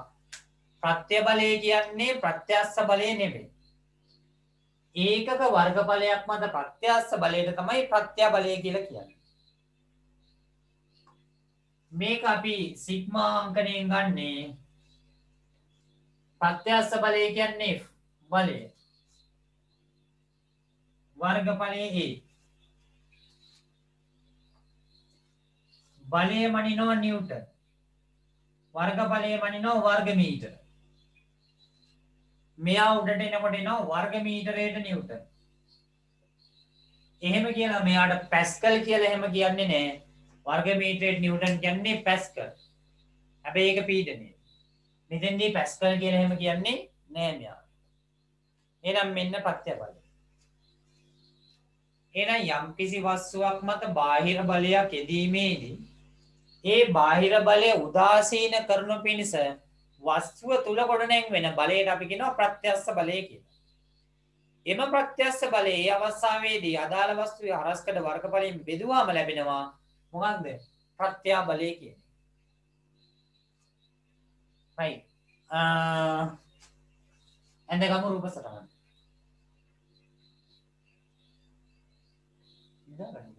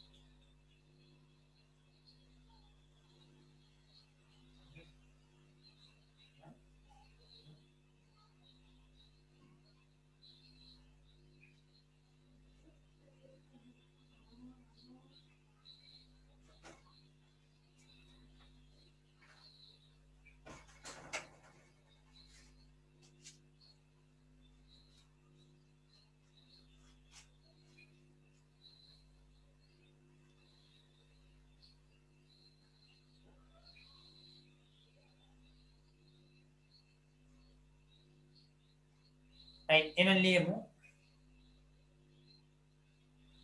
යම් වස්තුවක හැඩය වෙනස් කිරීම සඳහා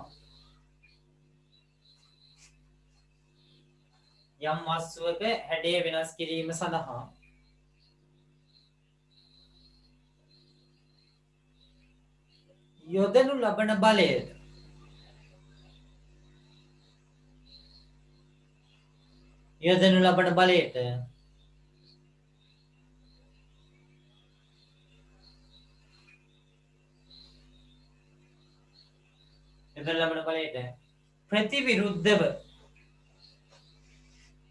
ප්‍රතිවිරුද්ධව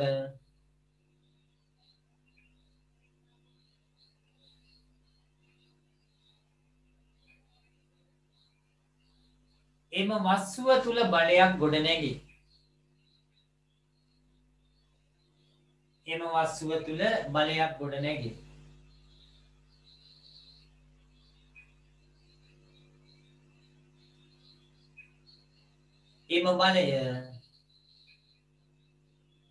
එම බලය ප්‍රත්‍යස්ත බලය නම් වේ. එම බලය ප්‍රත්‍යස්ත බලය නම් වේ.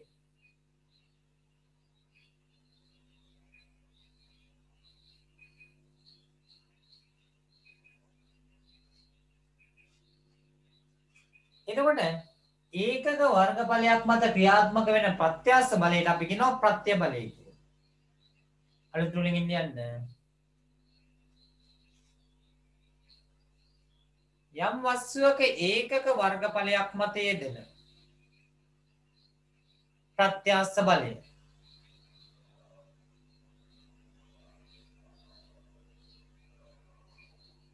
ඒකක වර්ගඵලයක් මත යෙදෙන ප්‍රත්‍යස්ත බලය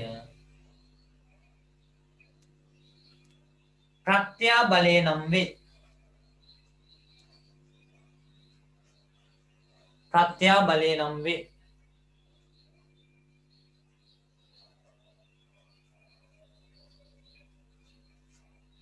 right. ඒ අනුව ප්‍රත්‍ය බලය කියන්නේ ප්‍රත්‍යස්ස බලය බෙදීම වර්ගඵලය. එහෙනම් සිග්මා සමාන F බෙදීමේ වර්ග මීටරයට නිව්ටන්.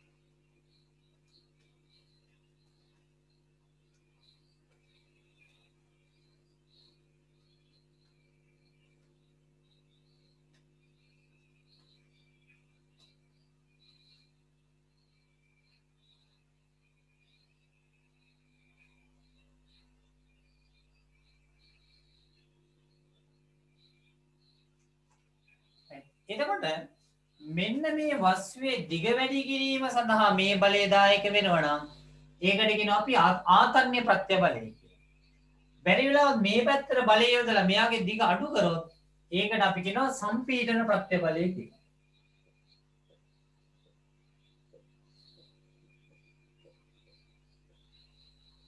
එහෙනම් වස්තුවක දිග වැඩිවීමක් සිද්ධ වෙනවා නම් ඒකට කියනවා ආතන්‍ය ප්‍රත්‍ය බලය කියලා. වස්තුවක දිග අඩුවීමක් සිද්ධ වෙනවා නම් ඒකට කියනවා සම්පීඩන ප්‍රත්‍ය බලය කියලා. එහෙනම් ලියන්න තර ලකුණක් දාලා බාහිර බලය මගින්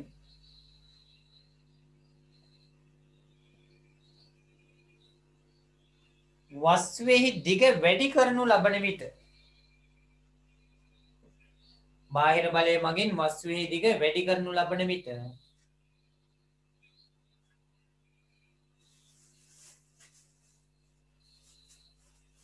ඇතිවන බලය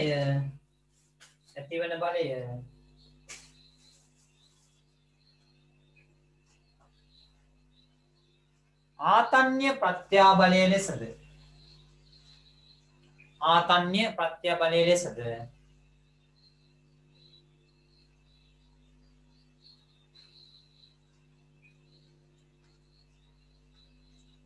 බලය නිසා වස්තුවේහි දිග අඩුවේ නම්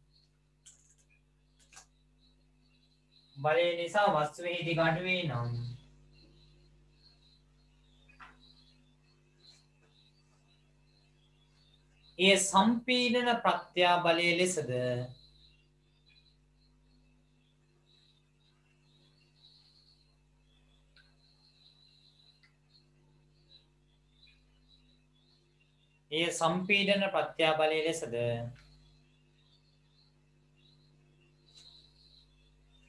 හැඳින්වේ. ආතන්‍ය ප්‍රත්‍යාබලය සහ සම්පීඩන ප්‍රත්‍යාබලය.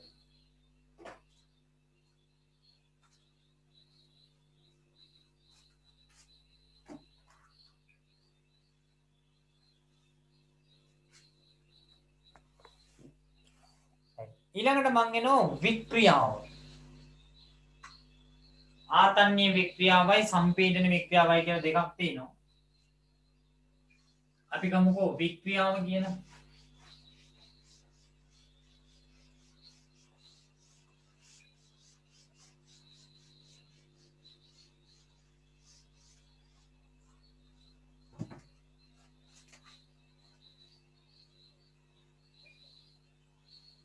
වික්‍රියාව.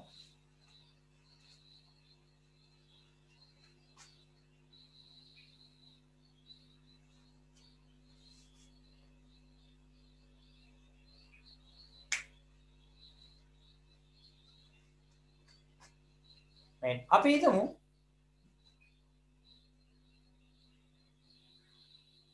මෙන්න L දිගදී වස්තුවක් තියෙනවා. මෙයා මත F කියලා බලයක් යොදනවා. මේ F කියන බලය යෙදීම නිසා මෙයාට ඇති වෙනවා E කියලා විතතියක්. F කියන බලය නිසා මෙයාට ඇති වෙනවා E කියලා විතතියක්. එතකොට මෙන්න මේ විතතිය බෙදුවත් මුල් දිගෙන් අපිට ලැබෙනවා වික්‍රියාව. එහෙනම් වික්‍රියාව කියන්නේ මේ E කියුවේ මොකක්ද? විතතිය. බෙදනවා L කියන්නේ මොකක්ද? මුල් දිගෙන්.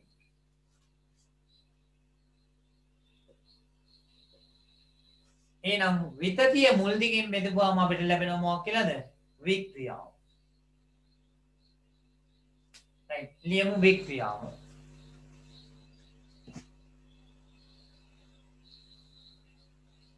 ඇඳ ගන්න ගුරුප සරණ ඉස්සල්ලා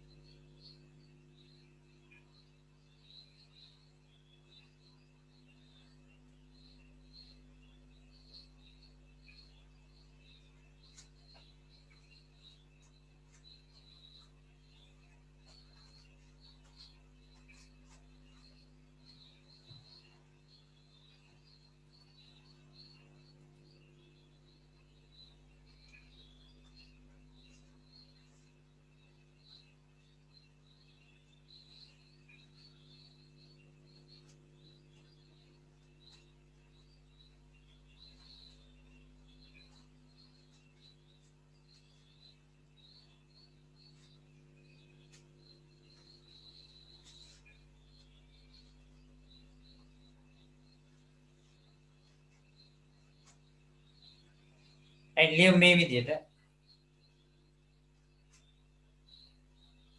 වස්තුවක දිගෙහි සිදුවන වෙනස් වීම.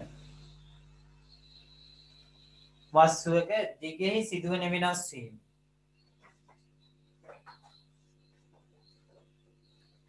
වරන් ඇතුලේ දාගන්න විතතිය. වස්තුවක දිගෙහි සිදුවන වෙනස් වීම. වරන් ඇතුලේ විතතිය.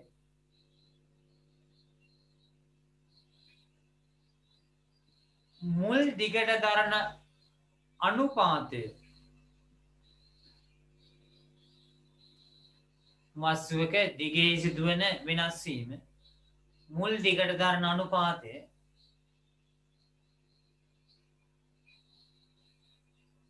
වික්‍රියාව ලෙස හැඳින්වේ. වික්‍රියාව ලෙස හැඳින්වේ.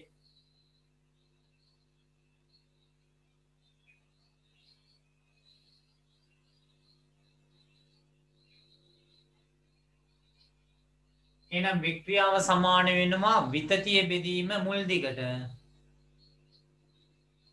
විතතිය E මුල් දිගත් L. ලියාගන්න සමීකරණය. වික්‍රියාව සමානයි විතතිය බෙදීම මුල් දිග.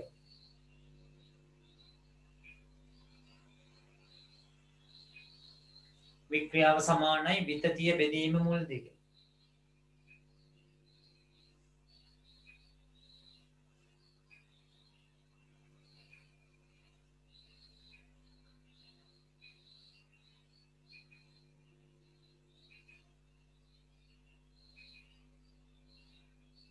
එවනම් විතතිය මනින්නෙත් මීටර වලින් දිග මනින්නෙත් මීටර වලින් මීටරට මීටර කැපිලා ගියපුවාම අපිට ඒකක එන්නේ නැහැ.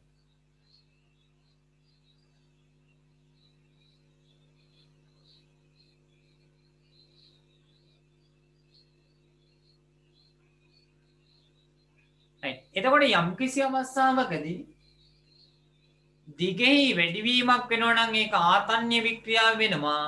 දිගේ අඩුවීමක් වෙනවා නම් ඒක සම්පීඩන වික්‍රියාව වෙනවා. ඒකත් අර ලොකු නම් ලියා ගන්න.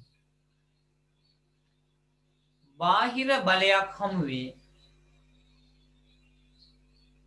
බාහිර බලයක් හමුවේ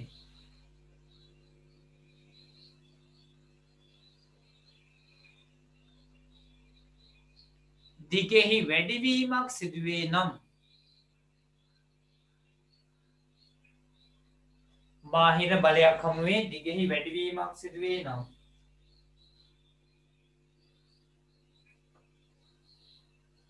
ඒ ආතන්‍ය වික්‍රියාව ලෙසද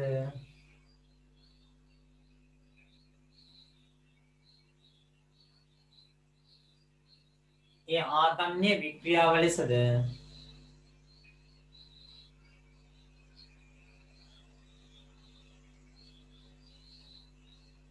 දිගෙහි අඩුවීමක් සිදුවේ නම්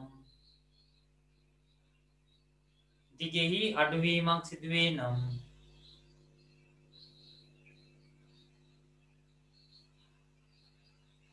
එය සම්පීඩන වික්‍රියාව ලෙසද හැඳින්වේ.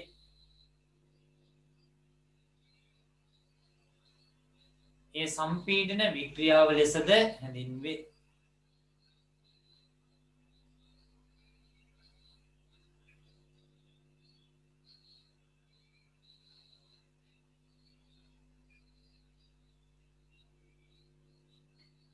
එහෙනම් අපි දැන් දන්නවා ප්‍රත්‍යාබලය සහ වික්‍රියාව. මෙන්න මේ ප්‍රත්‍යාබලය වික්‍රියාවට එරෙහිව ප්‍රස්ථාරගත කළොත් අපිට අඳින්න පුළුවන් මේ જાතිය ප්‍රස්ථාරය. මේ ප්‍රස්ථාරයේම වැදගත් වෙනවා. අද දීලා තියෙන ටියුට් එකේ මම PDF එකක් තිබුණේ නැහැ. ඉන්න ෆොටෝ ගහලා ඒක තමයි දැම්මේ. ඒකේ අන්තිම ගාන මේ ප්‍රස්ථාරයේ ඉන්න කොහෙද තමයි මට මතක විදිහට අහලා තිබුණේ.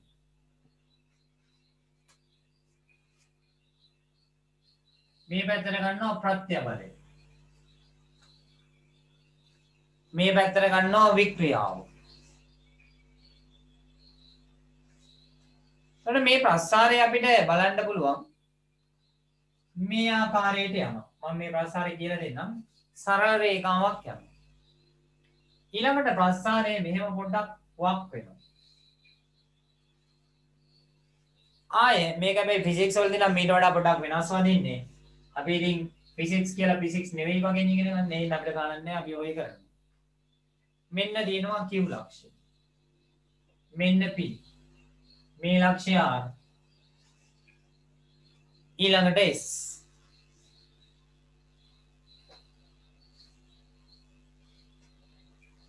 මෙන්න මේ P ට අපි කියනවා සමානුපාතික සීමාව කියලා. Q ට කියනවා ප්‍රත්‍යස්ත සීමාව කියලා. R ට කියනවා අවනති ලක්ෂය කියලා. S ට කියනවා ભેදක ලක්ෂය කියලා. එතකොට මෙන්න මේ ප්‍රත්‍යාබලයේ වික්‍රියාවත් එක්ක විචලනය වන ප්‍රස්ථාරය මතක තියාගන්න වෙනවා. මේක ඇත්තට මෙච්චර උඩට යන්නේ නැහැ. මේ වගේ.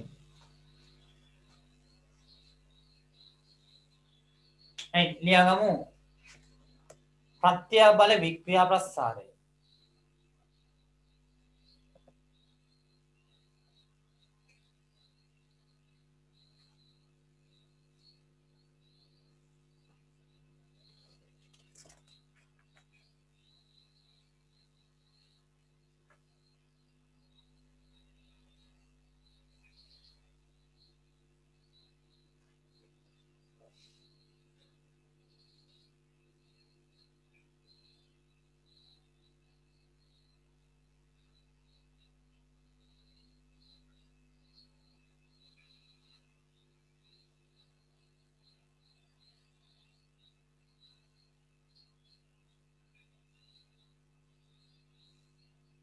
මම ওই ලක්ෂ ටික කියන්නම් ඉස්සලා ප්‍රස්ථාරය හඳගන්නමු. මේ තියෙන්නේ ප්‍රත්‍යාබලය. මේ තියෙන්නේ වික්‍රියාව.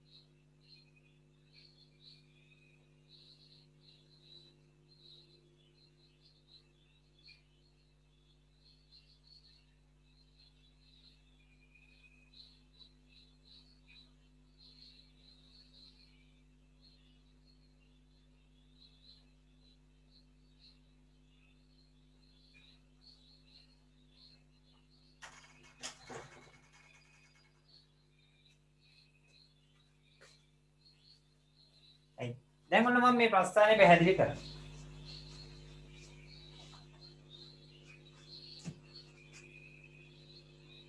රබර් පටියක් තියෙනවා මේ ආකාරයට.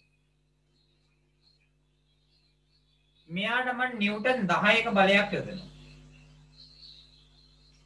නිව්ටන් 10ක බලයක් යොදන්නේ මෙයා තිබ්බට වඩා සෙන්ටිමීටර එකක් ඇදෙනවා.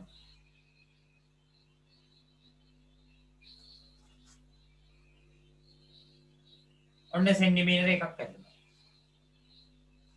මෙයාට මම තව නිව්ටන් 10ක බලයක් යොදනවා. එහෙනම් මෙයා තවත් සෙන්ටිමීටර එකක් ඇදෙනවා.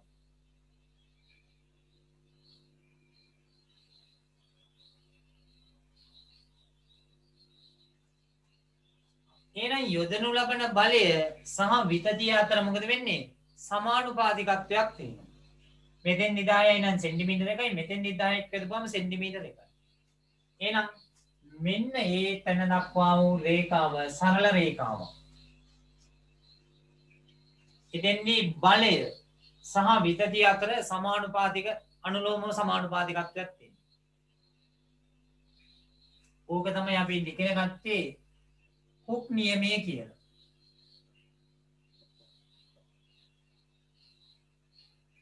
F සමානුපාතිකයි E. මේක සමානුපාතික ලකුණ අයින් කරලා දුනු නියතයක් දැම්ම KE කියලා. යාන්ත්‍රික ශක්තිය පාඩමේ. එතකොට මෙන්න මෙයයි මොකද වෙන්නේ සමානුපාතික වෙනවා. ඒ ඉඳලා පීට කියනවා අපි සමානුපාතික සීමාව කියලා. දැන්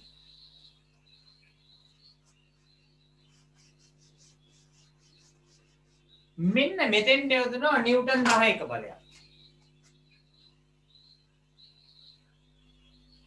හැබැයි එතකොට මෙයා සෙන්ටිමීටර එකක් නෙමෙයි. සෙන්ටිමීටර 1.2ක් වගේ එනවා.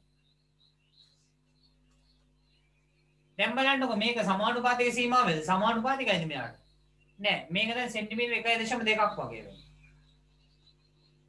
හැබැයි අපි බැරි වෙලාවත් මෙයා අතෑරියොත් එහෙම මෙන්න මේ බලය අතෑරියොත් එහෙම මෙයා අහපො මෙන්න මේ කියන මුල් දිගටම එනවා. මෙයා අතෑරියොත් මුල් දිගට එනවා නම් මෙතෙන්දී අතෑරියත් කොහොමද මුල් දිගට එනවා. දැන් මෙයා ඔක්කොම ඇදලා දෙනවා කියන්නේ සෙන්ටිමීටර 1 2 2.2ක් ඇදලා දෙනවා. හැබැයි මම මේ අල්ලන් ඉන්න බලය අතෑරපු ගමන් මේ ආපහු මෙතෙන්ට එනවා.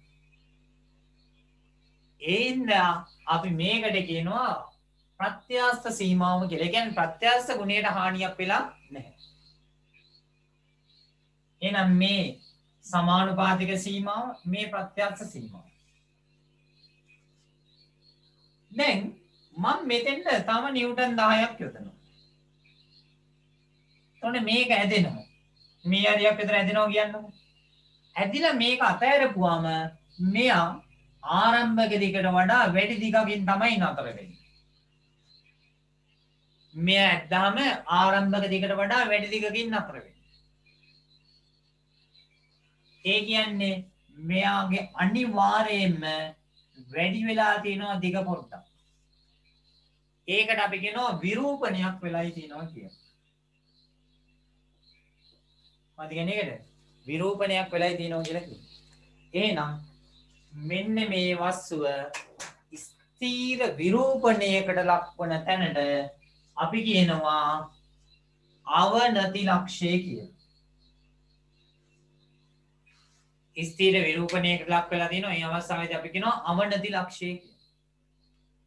ඊට වඩා වැඩියෙන් බලයක් යොදලා තෑරියොත් එයා මොකද වෙන්නේ? කැඩිලා යනවා මේ රබර් පටිය. එතෙන්ට කියනවා ભેදක ලක්ෂය කියලා. මේ ප්‍රස්ථාරය බහුවර්ණයකදී වුණත් වැදගත් වෙනවා.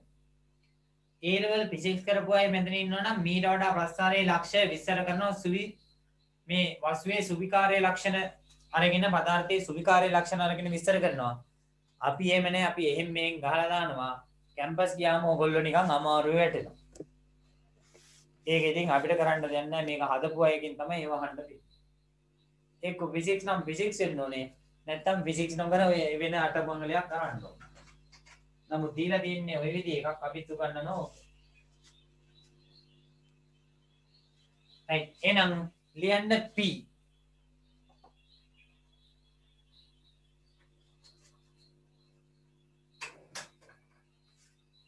ලියන්න සමානුපාතික සීමාව. සමානුපාතික සීමාව.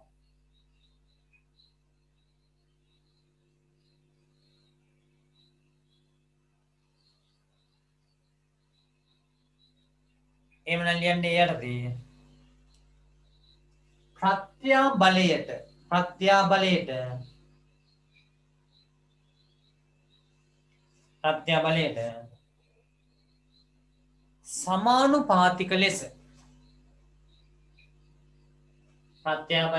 සමානුපාතික ලෙස වික්‍රියාව වෙනස් වන ප්‍රත්‍යාබලයට සමානුපාතික ලෙස වික්‍රියාව වෙනස් වන උපරිම සීමාව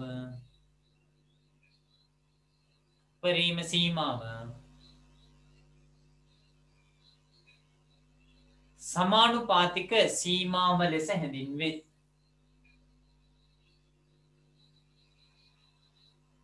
සමානුපාතික සීමාව ලෙස හැඳින්වේ.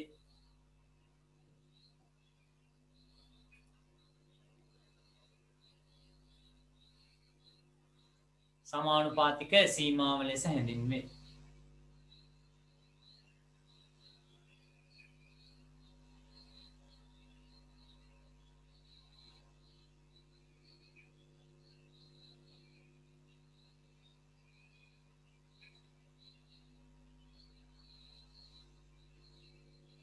අපි මේ අඳින්නේ ප්‍රත්‍යාබල වික්‍රියා ප්‍රස්ථාර.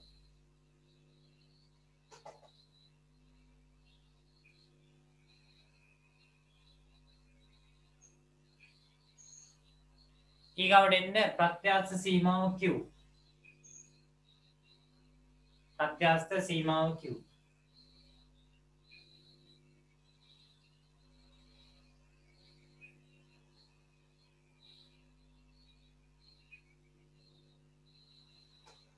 ලියන්නේ ප්‍රත්‍යස්ත ලක්ෂණ පවතින ප්‍රත්‍යස්ත ලක්ෂණ පවතින උපරිම සීමාව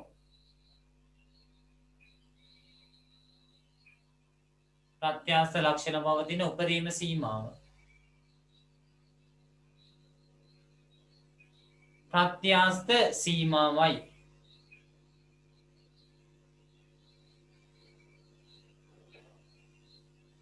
ප්‍රත්‍යස්ත සීමාවයි.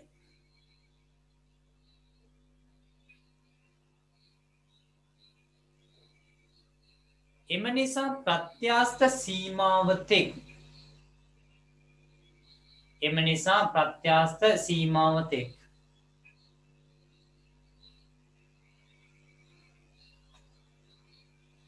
ප්‍රත්‍යස්ත සීමාවතෙක් ආපසු මුල් හැඩයට පත්වන ලෙස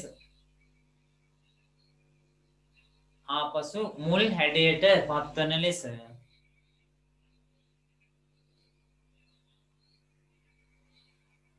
හැඩය වෙනස් කිරීම සිදු කළ හැක. හැඩය වෙනස් කිරීම සිදු කළ හැක.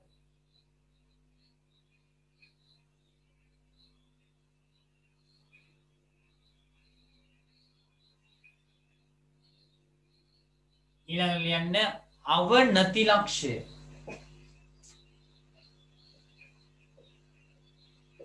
අවනති ලක්ෂය.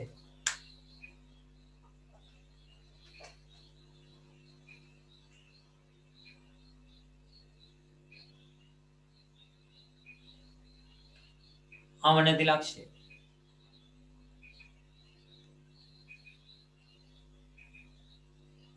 එම්න ලියන්න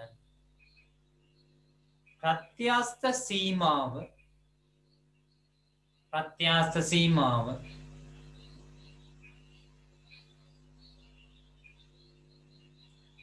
ඉක්මවන ලෙස ප්‍රත්‍යස්ත සීමාව ඉක්මවන ලෙස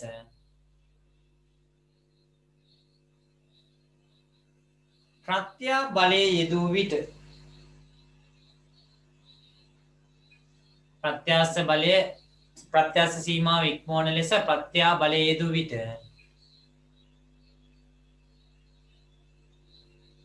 ස්ථීර විරූපණයක් ඇතිවේ. ස්ථීර විරූපණයක් ඇතිවේ.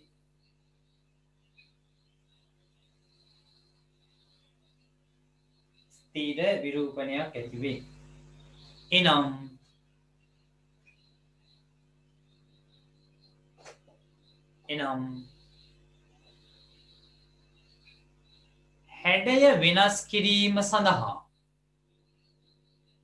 හැඩය වෙනස් කිරීම සඳහා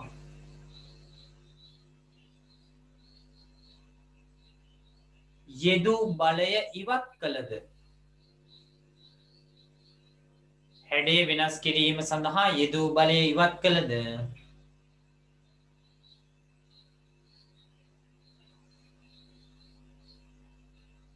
හැඩේ වෙනස් කිරීම සඳහා යෙදූ බලය ඉවත් කළද වස්තුව මුල් හැඩයට පත් නොවේ. වස්තුව මුල් හැඩයට පත් නොවේ.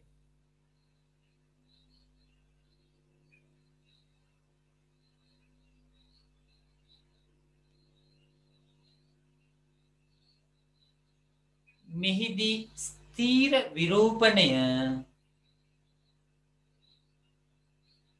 මෙහිදී ස්ථීර විරූපණය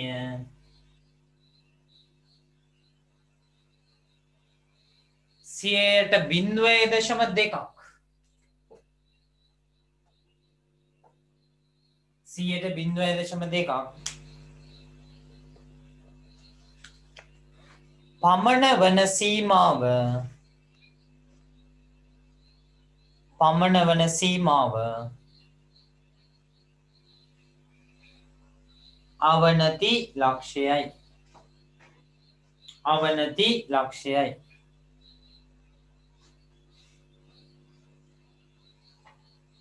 අවනති ලක්ෂයයි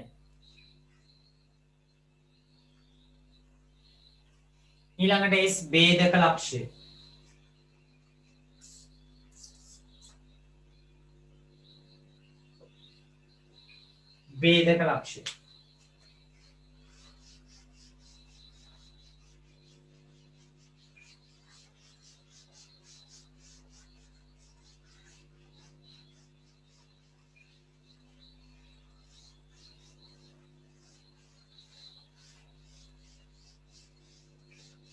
මොකද එනම් ભેදක ලක්ෂයේදී වෙන්නේ තවදුරටත් බාහිර බලය හේව ප්‍රත්‍ය බලය වැඩි කරොත් අනිවාර්යයෙන්ම වස්තුව මොකද වෙන්නේ කැඩිලා යනවා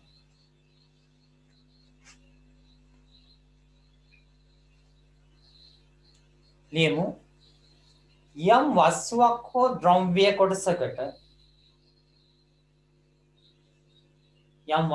හෝ ද්‍රව්‍ය කොටසකට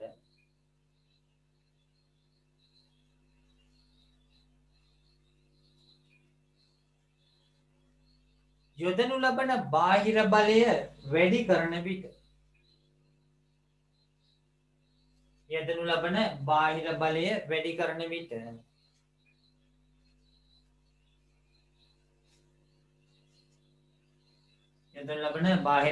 කරන විට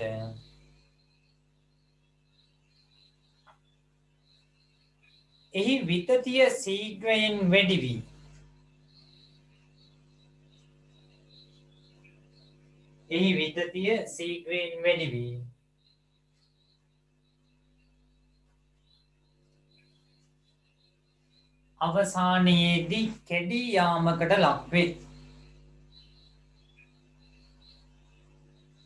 අවසානයේදී කැඩී යාමකට ලක්වේ.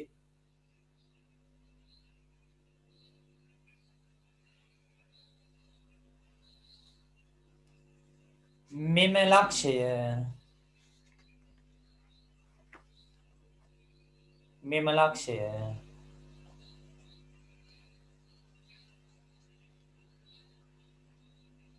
ભેදක ලක්ෂයයි.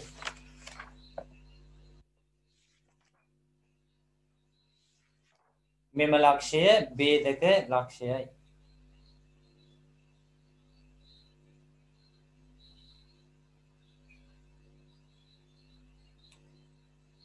right.